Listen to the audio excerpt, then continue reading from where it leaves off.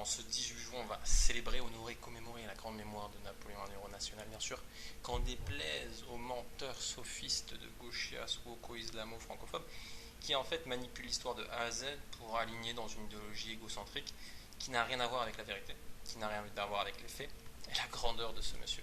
C'est-à-dire que la bataille, alors avant même, regardez ça,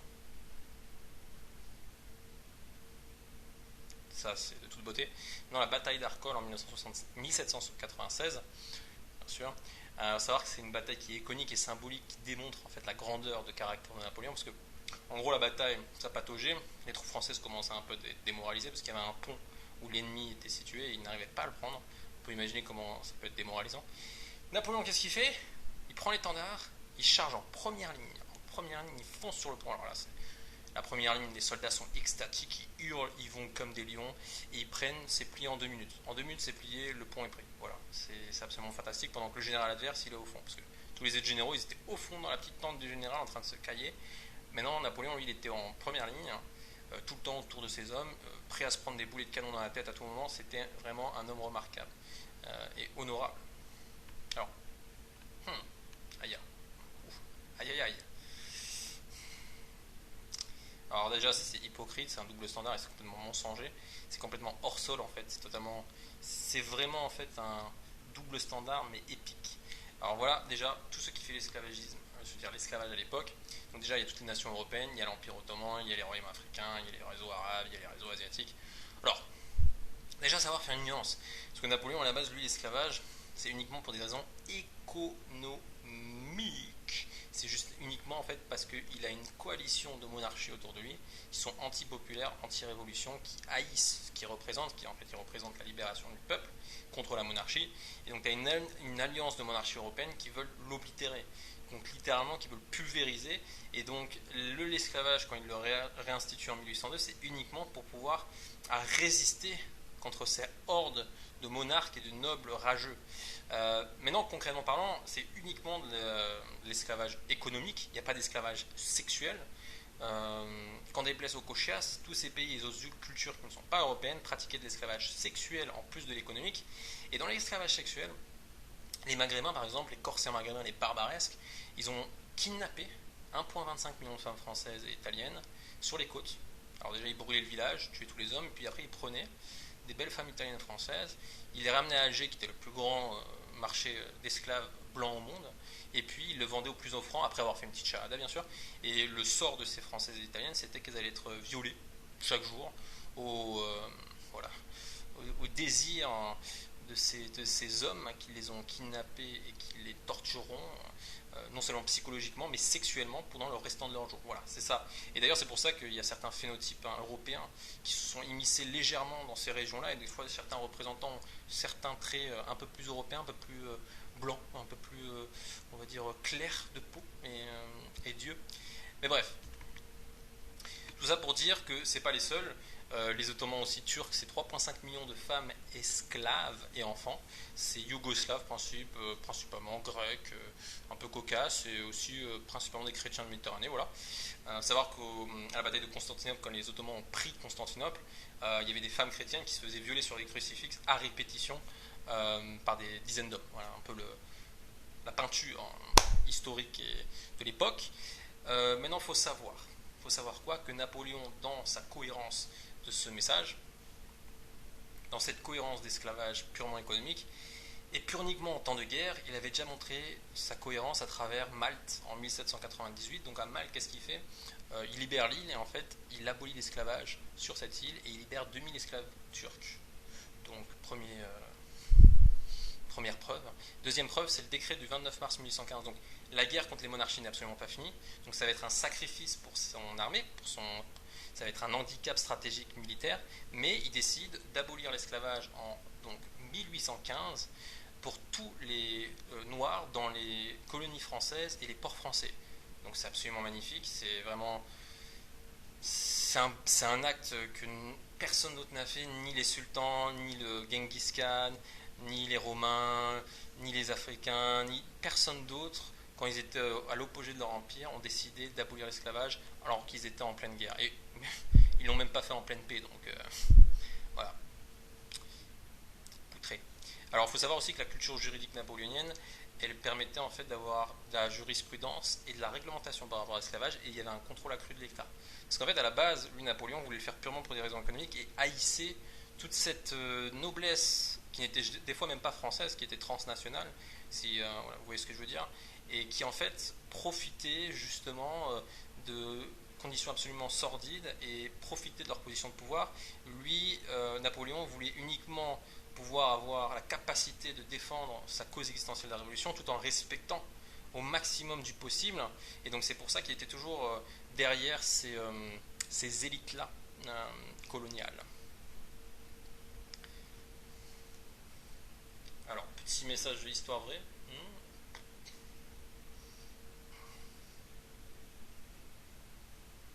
Absolument pittoresque, vraiment une tartufferie nationale, on pourrait dire. Alors, il faut savoir que là, ça va être très facile, merci de m'avoir fait un travail facile. C'est un soutien populaire massif qu'il y avait, totalement réel et ancré. C'est-à-dire que dans le plébiscite de 1802, si, en fait, c'était la décision, c'était s'il allait être consul à vie, donc président à vie. Et en fait, dans le plébiscite de 1802, il y a 3,6 millions de oui pour 8 374 non. Imaginez bien ça, c'est absolument dingue. C'est 99%. Même Xi Jinping ne s'est pas fait voter démocratiquement. Même les plus populaires de tous les présidents à travers le monde ont grand maximum 60%, 70%. 99%, c'est impensable. Même dans certaines démocraties rayonnantes en Afrique où il y a des personnages politiques très populaires qui ont dans les 90%, ils n'arrivent jamais à 99%. Et en plus de ça, en 1804, quand le peuple a vu les bienfaits de Napoléon après 2 ans, donc plus le temps passait, plus le peuple l'aimait et le respectait, à un tel point où 1804, 3,5 millions de oui pour 2579 non. Et donc là, la question, c'est un empire héréditaire. Donc c'est-à-dire qu'ils ont tellement confiance en Napoléon qu'ils ont confiance en son hérédité. C'est absolument fantastique. Alors il faut savoir que aussi le code napoléonien a supprimé le droit d'aînesse, la noblesse héréditaire, le privilège de classe et bien sûr a protégé la propriété et rendu tous les citoyens masculins légalement égaux. Il faut savoir qu'on comprend que toute une partie des gauchias qui sont issus de l'immigration, c'est totalement hors sol qu'ils soient dans le sein de cette idéologie-là wokiste, parce qu'en réalité, en fait, grâce à Napoléon et grâce à sa grandeur, grâce à sa beauté, grâce à la méritocratie qu'il a installée, ces personnes-là ont eu accès à des services, des droits, le droit de vote, le droit du sol, et plein d'accès à l'éducation, à des services sociaux, etc., qui n'auraient jamais pu penser à avoir, mais jamais de la vie, dans 99% des pays du monde. Voilà, tout simplement. Pour remettre un peu les pendules à l'heure, l'église au centre du village, et donc c'est d'une ingratitude assez effarante. Mais bon, le wokisme joue sur un gâtéisme, ça veut dire c'est un gâtéisme, c'est la même manière que les enfants gâtés sont gâtés. Donc après, un enfant gâté, quand on étudie son comportement, on n'est pas surpris du comportement des gens qui suivent cette idéologie-là. C'est tout à fait la même chose.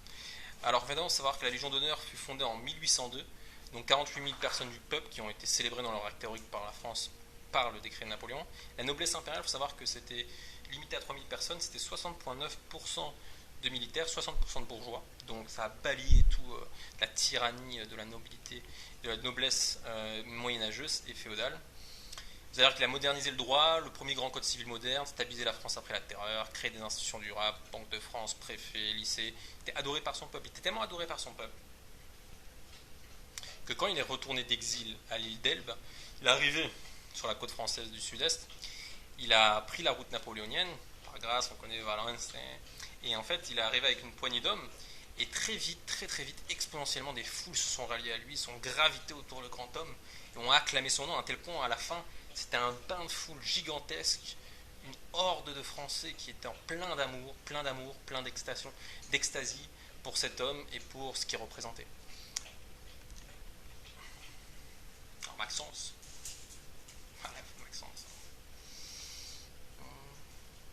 Maxence a été très naïf sur ce coup-là.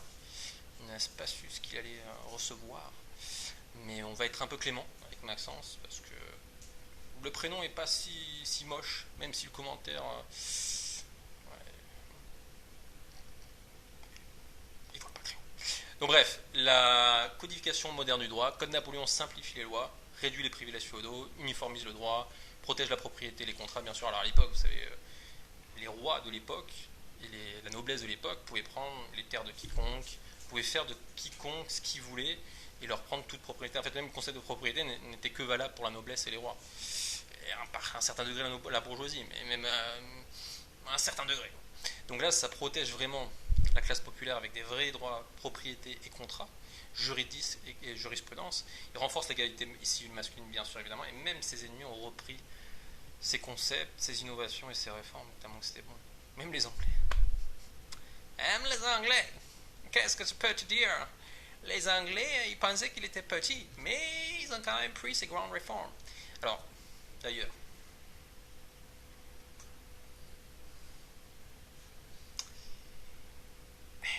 que dire? Jeune petit moineau. Il faut savoir que c'est un mythe britannique de propagande, ça. Donc tu as acheté volontairement et tu manges volontairement dans la gamelle des Britanniques. Donc des roast beef.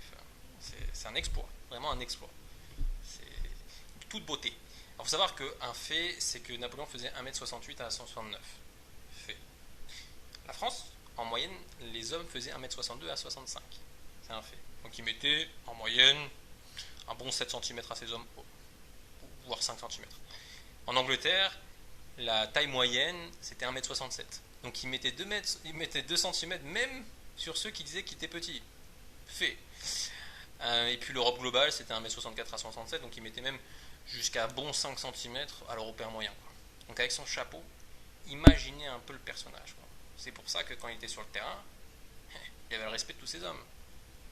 C'est pour ça que les Anglais avaient besoin de tels outils lâches et insidieux que pour essayer de contourner la brutalité stratégique et la sournoiserie intellectuelle massivement plus grande de Napoléon contre tout ce que l'Angleterre pouvait offrir ou apporter, voilà, tout simplement. Il n'était pas au niveau. Voilà. Donc d'où le petit mythe.